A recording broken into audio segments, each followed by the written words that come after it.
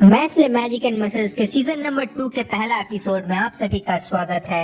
Video की शुरुआत में ही हमें डिवाइन विशनरीज के बारे में बताया जाता है, जो कि इस वर्ल्ड के सबसे प्रोमिनेंट मैजिक यूजर्स में से एक है। जो भी नए डिवाइन विशनरीज बनते हैं उनको इस वर्ल्ड के जो सबसे पावरफुल लीगल इंस्टीट्यूशन है, जो कि है ब्यूरो ऑफ मैजिक, उसमें काम करने का मौका दिया जाता है, जहाँ पे वो लोग मैजिक से रिलेटेड हर एक चीज संभालते हैं और कभी कभी जो उस चीज को हार्म करना चाहते हैं उनको भी सबक सिखाते हैं। और फिर हमें डिवाइन विशनरी रायन एम्स को दिखाया जाता है और फिर सीन शिफ्ट होता है, जहाँ पे हमें पिछले सीजन जो कुछ भी हुआ था उसके बारे में ब्रीफ में बताया जाता है, जहाँ पे मैच ने मेजर लूपस के हर एक मेंबर को तो हरा दिया था, लेकिन जब उसका मुकाबला इनोसेंट जीरो के सेल वॉर के साथ हो रहा था तब सबको ये पता चल जाता है कि मैच अपना मैजिकल पावर यूज नहीं कर रहा। इनफैक्ट उसके पास कोई मैजिकल पावर है ही नहीं, वो तो सिर्फ अपना मसल का यूज कर रहा है। और ये जो न्यूज था ये पूरे एकेडमी में फैलना चालू हो चुका था। और फिर सीन शिफ्ट होता है और हमें प्रेजेंट का सीन दिखाया जाता है, जहाँ मैच एकदम बिंदास था और वो फिन से कहता है कि चलो फिन अभी हम लोग स्कूल के बाद सेलिब्रेट करते हैं। लेकिन फिन बेचारा काफी ज्यादा टेंशन में था। सीक्रेट मैच का लीक हुआ था लेकिन टेंशन में फिन था। लेकिन तभी पीछे से एक बंदा आता है और वो आते ही मैच से पूछता है कि हे मैच, क्या ये बात सच है कि तुम्हें मैजिक यूज करना नहीं आता? और ये सुनते ही फिन का फट जाता है और तभी मैच कहता है कि नहीं, ऐसा तो बिल्कुल भी नहीं है, मैं मैजिक यूज करता हूँ, देखो ये मैं मैजिक यूज कर पा रहा हूँ। लेकिन तभी वो बंदा कहता है कि देखो ऐसा झूठ मत बोलो, सबको पता चल गया कि तुम्हें मैजिक यूज करना नहीं आता, तो प्लीज इस चीज को एक्सेप्ट कर लो। और ये सुनते ही फिन मैच को कहता है कि मैच हमें ऐसा जाना चाहिए। लेकिन तभी वो बंदा फिन को टॉन्ट करता और कहता है कि तुम्हें पता ना फिन तुम क्या कर रहे हो, तुम एक नॉन मैजिक यूजर को प्रोटेक्ट कर रहे हो, ये चीज तुम्हें भी ट्रबल में ला सकता है। वो फिन को कंटिन्यूअसली टॉन्ट किया जाता है और कहता है कि तुम एक नॉन मैजिक यूजर को क्यों पहचाना चाहते हो। लेकिन ये सब सुन के फिन बहुत ज्यादा गुस्सा हो जाता है और चिल्लाता और कहता है कि तुम अपना मुंह बंद रखो और अपने काम से मतलब रखो। लेकिन तब उस बंदे के ऊपर कोई तो ग्रेविटेशनल मैजिक का यूज करता है और वो और कोई नहीं बल्कि लैंस था। वहाँ पे लैंस आता है और तभी वो बंदा पूछता है कि तुमने मेरे ऊपर ये मैजिकल स्पेल यूज क्यों किया। और तभी लैंस कहता है कि ऐसे ही, बस मुझे तुम्हारा मुंह को देख के बहुत इरिटेटिंग फील हो रहा था। और तभी वहाँ पे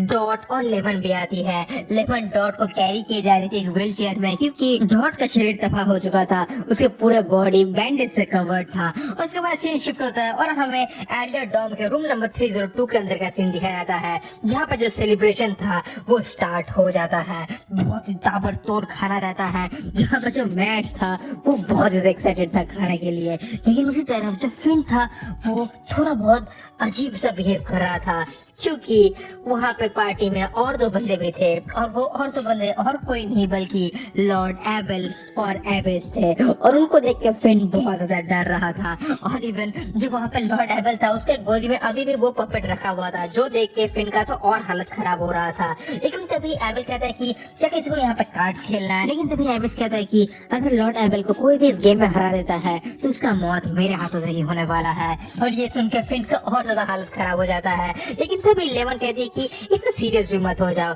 और फिर वो एबिस को टी ऑफर करता है। लेकिन तभी जो एबिस था वो एकदम वियर्ड सा बिहेव करने लगता है, उसके मुंह से कोई शब्द नहीं निकल रहा था। और तभी एबल कहता है कि तुम चिंता मत करो, ये एबिस जैसी लड़की के सामने आता है उसका सारा हवा निकल जाता है। और फिर लेमन मैच सब कोई खाना खाने लगता है। लेकिन तभी फिन जाता है लैंस के पास और पूछता है कि तुम हम लोगों को छोड़ के बेसमेंट में क्यों चले गए थे। और तभी लैंस कहता है कि देखो बेसमेंट में मुझे लैंग डॉम के एक बंदे को पीटना था और जैसे मैं उसको पीटा खत्म किया तब मुझे वहाँ पे कुछ और बंदे भी मिले जो कि क्लेम कर रहे थे कि वो डेथ रो से है। लेकिन फिर लड़ाई के बीच में ही वो लोग वहाँ से चले गए। और ये सब सुन के जो फिन था उसका हालत तो और ज्यादा खराब हो जाता है। लेकिन फिर खाना खाने के बाद हमें दिखाया जाता है कि मैश और एबिस थोड़े अलग पर्सनल स्पेस में बैठे हुए थे, जहाँ पे एबिस बताता है कि मैच भले आज तुमने जीत लिया है लेकिन इस चीज को एक वार्निंग के हिसाब से देखो, मैं श्योर हूँ कि वो लोग फिर से आएंगे, इनोसेंट जीरो फिर से तुम्हारे लिए आएंगे, जो कि इस मैजिकल वर्ल्ड के सबसे बड़े क्रिमिनल है। उनको एक ऐसा बनना चाहिए था जो कि मैजिकल पावर में बहुत ही एक्सेप्शनल हो और इसीलिए उन्होंने लॉर्ड एबल को हायर किया था, ताकि वो उनके लिए एक ऐसा बंदा ढूंढ पाए। और उसके बदले में वो लॉर्ड एबल को पावर गिफ्ट किए थे, जिसके वजह से उनके फेस में और एक थर्ड मार्क जनरेट हुआ था। वो मार्क नेचुरल नहीं है, क्योंकि अगर किसी के फेस में नेचुरली 3 मार्क होता है तो वो लॉर्ड एबल से भी काफी कई गुना ज्यादा पावरफुल होंगे। लेकिन ये जो इंटरेक्शन था था, इससे मुझे इतना तो समझ में आ चुका था कि जो चीज वो लोग ढूंढ रहे हैं उस चीज के साथ वो लोग तुमको जरूर से कनेक्ट कर लिया है, इसलिए वो लोग तुमको लेने के लिए फिर से आएंगे ही, इसलिए प्लीज तुम सेफ रहना। और फिर हमें रूम के बाहर का सीन दिखाया जाता है जहाँ पे फिर से वही बंदा आता है ताकि इस बार वो मैच के अगेंस्ट में कोई एविडेंस कलेक्ट कर पाए और फिर सबको सामने प्रूफ कर पाए कि मैच को मैजिक नहीं आता है। वो मैच के गेट के सामने खड़ा होता है और उसको रूम के अंदर झांकता है और वो जैसे झांकता है वो देखते हैं कि मैच और एबिस एक साथ दोस्त जैसे बैठे हुए हैं और एक साथ बातें कर रहे हैं और ये देख के तो उसको बिलीव ही नहीं होता, लेकिन तभी उसको लगता है कि उसके पीछे कोई खड़ा है और जैसे ही वो पीछे घूमता है वो देखता है कि उसके पीछे एबिल खड़ा है और एबिल कहता है कि तुम यहाँ पे क्या कर रहे हो। और इतना सुनते ही वो बंदा का एकदम डर के मारे हालत खराब हो जाता है और वो एकदम से वहां से भाग जाता है। और तभी हमें रूम के अंदर का सीन दिखाया जाता है जहाँ पे एक बर्ड आता है खिड़की से और वो बर्ड आके मैच को एक चिट्ठी देके वहां से चला जाता है। और फिर हमें अगले दिन का सीन दिखाया जाता है जहाँ पे मैच उस चिट्ठी के हिसाब से डायरेक्टली चला जाता है ब्यूरो ऑफ मैजिक में, जहाँ पे उसका मुलाकात होता है ब्यूरो ऑफ मैजिक के वाइस प्रेसिडेंट के साथ जिसका नाम था ब्लेस मिनिस्टर। और वो मैच से कहते हैं कि अभी मैं तुम्हारे ऊपर एक इमरजेंसी इंक्वायरी बिठा रहा हूँ क्योंकि हमें पता चला है कि तुम्हारे पास कोई मैजिकल पावर नहीं है जो कि एक सीरियस क्राइम है। और फिर वो बताने लगते हैं कि कैसे ये जो पूरा वर्ल्ड है ये गॉड ने ही बनाया है और गॉड ने ही यहाँ पे जितने भी इंसान है उन सबको मैजिकल पावर गिफ्ट किया है, लेकिन तुम्हारे पास मैजिकल पावर नहीं है, जिसका मतलब है कि तुम इस सिस्टम में एक बग हो और तुम्हें जितना जल्दी हो सके उतना जल्दी हमें हटाना होगा। मैच अपने आप को डिफेंड करने की कोशिश करता है लेकिन जो ब्लेस था वो और ज्यादा भड़क जाता है, लेकिन तभी उसको एक बंदा इंटरप्ट करता है और वो मैच से कहता है कि मुझे तुम्हारे अंदर पोटेंशियल दिख रहा है एक रियल मैन बनने का। और ये बंदा और कोई नहीं बल्कि डिवाइन विजनरी रायो ग्रैंड्स था। और तभी वो कहता है कि देखो मैच, ये जो पूरा वर्ल्ड है इसमें कुछ रूल्स है और ये रूल्स मेजोरिटी के हिसाब से ही एक्सिस्ट करता है, तो अगर तुम्हें भी यहाँ पे रहना होगा तो उसी रूल्स को फॉलो करना होगा और वो चीज बहुत ज्यादा सिंपल है। और फिर वो मैच के सामने एक कैंडल रख देता है और कहता है कि तुम इस कैंडल को बिना टच करे इसको जलाओ और तब हम मान जाएंगे कि तुम्हारे अंदर मैजिकल पावर एग्जिस्ट करता है।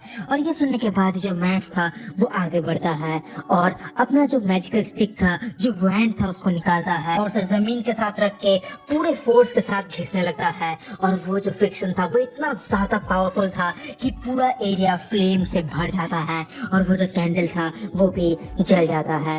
और ये देखने के बाद सबका होश उड़ जाता है और मैच कहता है कि मैं भी उन्हीं मेजोरिटी में आऊंगा सिर्फ अपने फिस्ट के दम पे। और फिर हमें काफी सारे डिवाइन विजनरीज को दिखाया जाता है जो कि मिस्टर वेलबर्ग के कहने पर जो मेन हॉल था वो उसके तरफ आगे बढ़ रहे थे क्योंकि वहाँ पे एक मैजिक से स्टूडेंट आया था और उन्हें उनको पनिश करना था जो कि बेसिकली मैच था। और उसी तरफ हमें मैच को दिखाया जाता है और अचानक से मैच के पैर और उसके पूरे बॉडी के ऊपर एक रेत का टॉर्नेडो आता है और जैसे ही मैच पीछे घूमता है वो देखता है कि उसके पीछे बहुत सारे डिवाइन विजनरीज खड़े थे।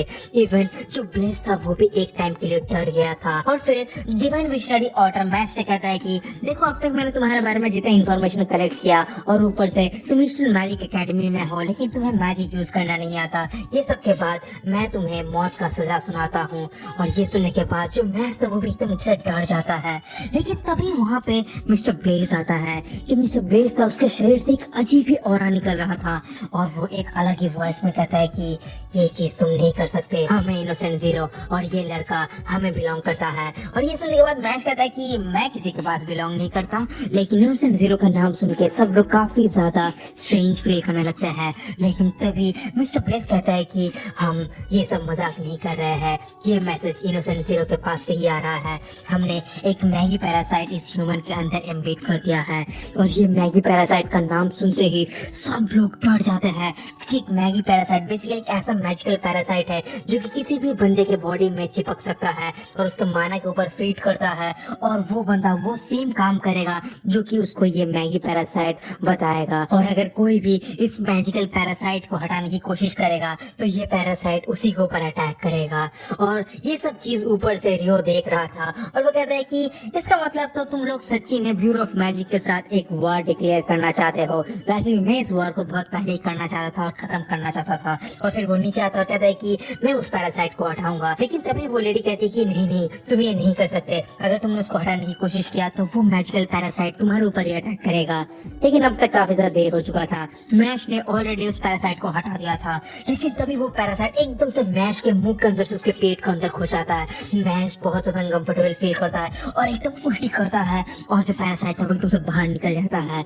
लेकिन ये जो पैरासाइट था वो ऐसे वैसे बाहर नहीं निकलता, बल्कि एक बलून जैसा टाई अप होता है वो ऐसे बाहर निकलता है, जो देख के वो लेडी एकदम शॉक हो जाती है और कहती है कि ये तुमने कैसे किया। और फिर मैश कहता है कि उसने अपने जीप से इस पूरे क्रीचर को ऐसे टाई कर दिया है। जो सुनने के बाद वो लड़की को तो बिलीव ही नहीं होता, वो लेडी एकदम पागल सी हो जाती है। ये सब देख के रियो तो काफी ज्यादा इम्प्रेस होता है, लेकिन ऑटर अभी भी अपने बातों पे अड़े रहता है और कहता है कि अगर तुम्हें मैजिक यूज करना नहीं आता है तो तुम्हें मरना होगा, और यही इस वर्ल्ड का रूल है।